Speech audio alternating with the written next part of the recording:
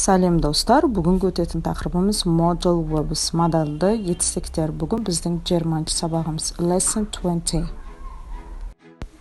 Modal verbstері бұлар үшке бөлінеді. Modal verbs, modal equivalence, semi-modal. Сіз осы үш modal verbstер түрлерінің барлығını үйренетін боласыз. Can, may, must, should бұлар нағыз модаль етістіктері. Can модаль етістігінің 5 мағынасы бар. Қазір солардың барлығыны түсіндіріп өтем. Can басты мағынасы қабілеттілікті білдіреді. Бір нәрсені істей алу. I can play tennis. Мен теннис ойнай аламын. Болымсыз сөйлемде I can't болады. Сұрақта алдыңға шығады. Can you play tennis деген. Can'нің өткен шағы could. Бұл өткен шақта бір нәрсені істей алдым деп аударылады. Мысалы үшін I could run very fast when I was younger. Мен жас болған кезімде өте тез жүгіре алатын едім. Екінші ереже, could осы жақта келетін болса, ол өтініш мағынасында келеді. Сыпайы түрде біреуден бір затты өтініш қылып сұрасаңыз, ол кезде could есептеледі. Could you open the door? Есікті ашып жібересіз бе? Досыңыз, құрдастарыңыз арасында бір нәрсені сұрайтын болсаңыз, ол кезде сіз can есептесіз. Мысалы үшін, can you open the door? Есікті ашып жібересің ба? Деген сияқты. 3. Рұқсат мағынасында келеді. Бұл кезде, мысалы үшін, can I borrow your pen? Сенің ручкаңды ала тұрсам бола ма деген сияқты. 4. мағынасы мүмкіндікті білдіреді. Мысалы үшін, guests can come to us in the evening. Қонақтар бізге бүгін кешке келуі мүмкін. Немесе can'дің орнына could'ты да істетсеңіз болады. Ешқандай айырмашылық жоқ. Бұл жерде мүмкіндікті білдіреді. 5. ережесі ұсыныс мағынасында келеді. Мысалы үшін, can we go to the cinema? Киноға барамыз ба деген сияқты. Can модаль етістігі туралы мәлімет бітті, ал енді келесі видеомыз may модаль етістігі туралы. Аман сау болыңыз. May модаль етістігі. Бірінші ереже, may'дің негізгі аудармасы өзі мүмкін. Ол рұқсат мағынасында істетіледі. Мысалы үшін, may I come in? Yes, you may. Кіруге бола ма? Yeah, кіруге болады деген сияқты. Мысалы үшін, may I sit here? Yes, you may. Осында отыруға бола ма? Иә, болады. May I play with you? Yes, you may. Сіздермен ойнауға бола ма? Иә, болады. Бұл жер көріп тұрғаныңыздай, барлық жерде рұқсат сұрап жатыр. 2. Болжам мағынасында келіп, мүмкін деп аударылады. Мысалы үшін, where is that? He may be in his room. Қайда әкем? Ол өз бөлмесінде болуы мүмкін. May'дің өткен шағы might, мүмкін ет деп аударылады. Мысалы үшін, I might go to the cinema yesterday, but today my mother doesn't let me. Кеше мені киноға баруыма болайтын еді, бірақ бүгін анам рұқсат етпейді. Достар, may модаль етістігі бітті, ал келесі видеомыз must туралы. Must модаль етістігі. Must аудармасы керек.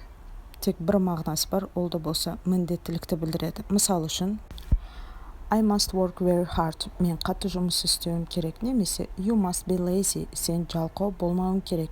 Мысалға қарағаныңызда не істеу керек, немесе не істемеу керектіні білдіретін сөйлемдер бұларға must деп айтылады. Must модаль етістігі бітті. Бізде келесі видеода should модаль етістігі.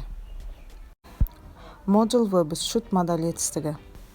Should модаль етістігінің негізгі аудармасы керек, ол кеңес бергенде істетіледі. Мысалы үшін, you should eat more fruits every day. Сен күнде жеміс жеуің керек. Мысалы үшін, you should sleep early. Сен ерте ұйықтауың керек. Тағы да мысалдар көреміз. Бірінші, you should go to the doctor. Сен дәрігерге баруың керек. You shouldn't eat more street food. Сен көшен тамағını көп жемеуің керек. Үшіншісі, should I believe him? Мен оған сенсем бола ма? Төртіншісі, you should do this test tomorrow. Сен бұл тестті ертең істесең де болады. Modal verbstер барлығы бітті. Енді келесі видеоларда semi-modals өтеміз. Кездескенше. Semi-modals екі жақты модаль етістіктер деп айтылады.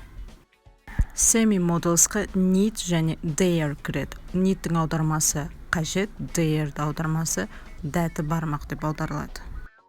Need модаль етістік болып келгенде, етістіктің бірінші түрі қолданылады. Мысалы үшін, let's go to the market, I need buy bread.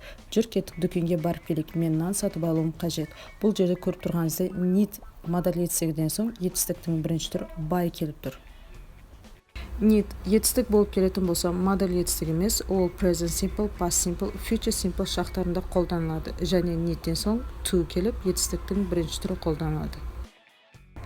Мысал үшін, she can speak English very well, so that she needs to practice every day.